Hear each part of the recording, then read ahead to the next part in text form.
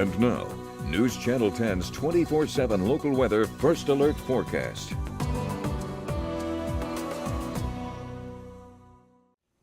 Well, good Monday morning, everyone. I'm meteorologist Sheldon Brashears here checking in as we're declaring the all clear on our latest first alert winter storm event as things are now starting to kind of quiet down around the region. Looking at some of our totals from around the region, we were able to net about 3.7 inches here in Amarillo, but you can see Clarendon there getting about 10 inches. You can see 9 in Tulia, 8 in Dimmitt. So some places certainly saw some good snowfall. Generally, the rule of thumb is the further south and east you were, the better those snow totals generally look. Now, as you're starting out this morning, of course, a lot of schools closed out there for today. So, of course, for the latest on that, you can always go to newschannel10.com. But we're seeing wind chills only down around 13 here in Amarillo right now, as thankfully winds really aren't that bad for us. But wind chills are down as low as -8 down in Clovis and Portales. We're also seeing some patchy fog out there as well, mainly up in the northern half of the area. But we'll be looking for patchy fog across a lot of the region as we go throughout this morning, with the possibility of maybe some freezing fog, of course, that can cause its own set of issues here as we go on into the morning. Seeing a few little light scattered snow showers out there. We've seen that ongoing through the overnight period. That cloud cover is what's kept our temperatures warmer, if warm is really the word you want to say. Of course, it's only about 13 degrees out there,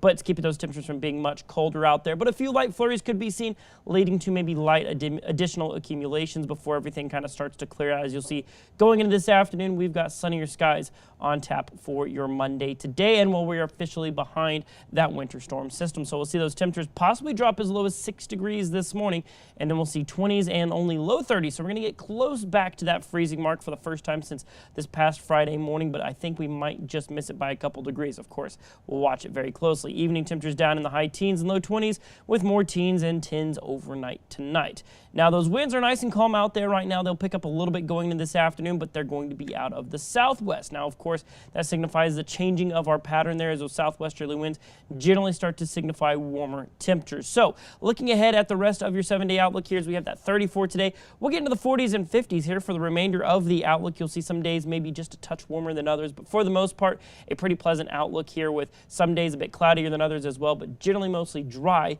here for the next 7 days.